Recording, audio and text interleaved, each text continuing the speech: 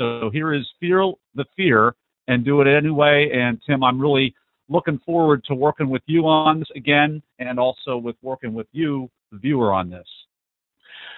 Nathan, this is going to be a great webinar. I'm really looking forward to it.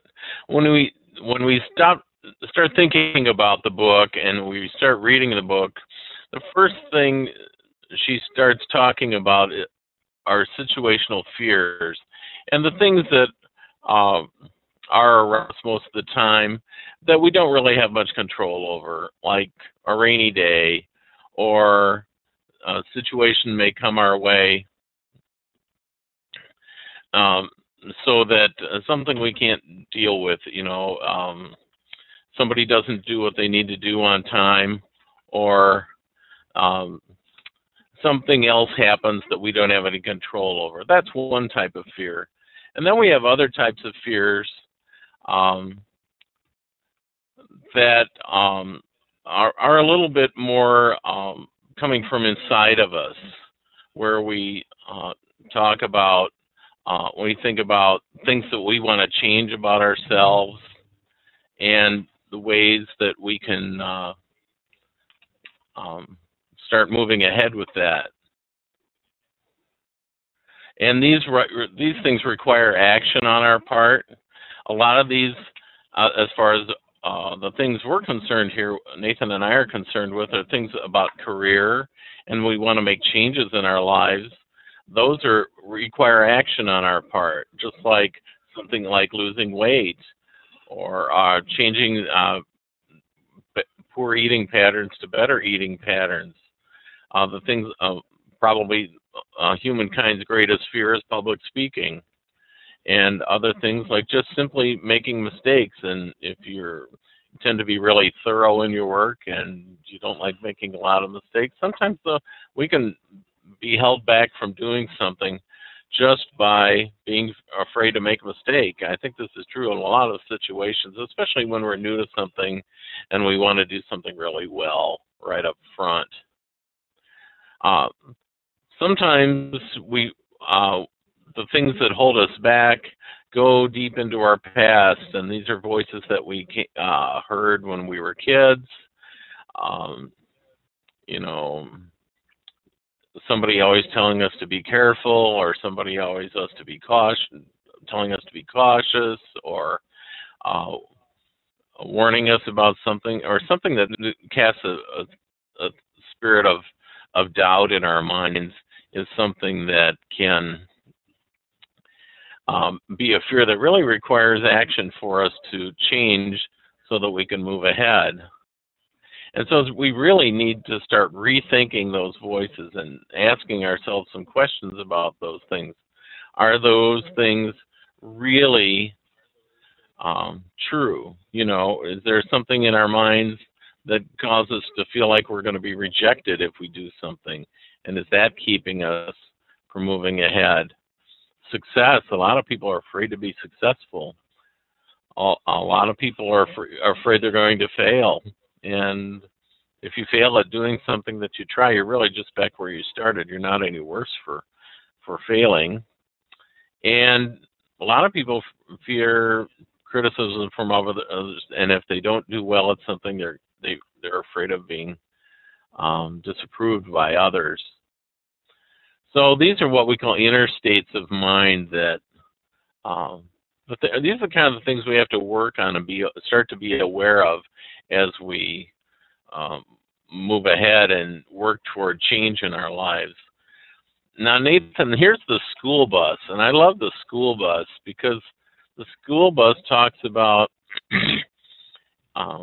whether we have this internal locus of control or external locus of control. And the external locus of control says we're letting ourselves be controlled by things that are going on around us, but also things that are going on in what Susan Jeffers calls our chatterbox in our mind.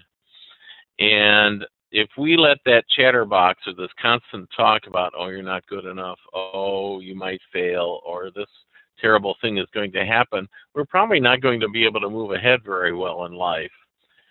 So the level 3 and being able to work with the fears that she talks about in this book really have to do with internal locus of control and taking control of things in our lives so that we can begin to move ahead, having control, being aware of what's going on, recognizing our fears, and then giving ourselves the talking to that we need in a gentle way to get ourselves to work through the fear, because what she says is very often the fear itself, just being fearful, is worse than working through the fear itself. So I love the school bus metaphor. It always is so telling and gives us so much to work with there. Yeah, Tim, if I can make a quick little summary comment on both the school bus and these progressions of fear, and I'll be really brief about it, but the way I like to think about the school bus, and I think the reason why I picked the school bus, I was remembering when I was a kid, and a lot of times I preferred not to go to school, and it's kind of like whether it's going to school and sitting in the back of that bus instead of in the driver's seat, or if it's in life and things are happening that you don't want to happen and you don't feel like you have any control, I thought that really corresponded well with the external locus of control type mentality. And the good news, though, as adults, for you, Tim, and for me, and for our viewers, whether we realize it or not, a lot of times there are ways, maybe not immediately, but we can start moving towards an internal locus of control. Even in our jobs, even in our workplaces, we can start putting things in motion, taking action so that we can be more in charge of our own destiny instead of somebody else driving us somewhere where we don't necessarily want to go, or in a direction we don't agree with or that isn't best for us. I love the way you put that. Someone else driving us somewhere else, like the bus driver taking us to school. Yes. Exactly. So these three fears, and let me know how you, what your take on this is, Tim, but it seems like the first fear was just kind of an external, situational kind of fear, but then the second fear was more action-oriented, and kind of an inner state of mind. And then this third fear is even more deeply ingrained. And as we get deeper into these fears, it gets almost like dungeon levels deep down on the inside of us. And it seems like this book, the genius of this book is, I think Susan Jeffers takes us and gives us keys to be able to recognize and unlock some of those dungeon doors, so that we can be aware of, hey, there's a gate here. I'm not going to lock myself in the dungeon. I'm going to try to take steps out of the dungeon. And I might fall down the steps, but I can get up, take a few more this time. And that's what I love about this book. Yeah, it's a great book. And I can tell you, just after having read a few chapters in the book, I found myself thinking differently about some of the decisions I made.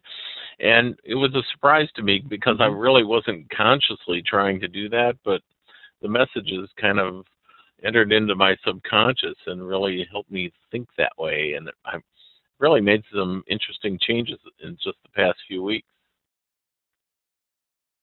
Yeah, me too, Tim. So let's see what's ahead and then wrap up this chapter, because I know we have a couple points left. Yeah, what we have here are some thoughts from the book. All you have to do is to diminish your fears, to develop more trust in your ability to handle whatever comes your way. And, you know, that sounds like it's kind of easy, but it does take some work and some intentionality on our parts. We can't just flip a switch and say, oh, I'm going to change. But we also have to realize that we have a lot more capabilities than we sometimes give ourselves credit for. And we have to work with those voices in our mind and our chatterbox and all that. And we can always ask ourselves the question, if you knew you could handle anything that came your way, what would you possibly have to fear? And when you stop to think about that, you know, we can all set ourselves as Superman, Superwoman, and really have a lot of potential to make a lot of changes in our world. So we have a whole lot to work with here, and I just love this book, and I love the way it's going to take us through our career ideas and job changes and being happy in our current workplaces. Yeah.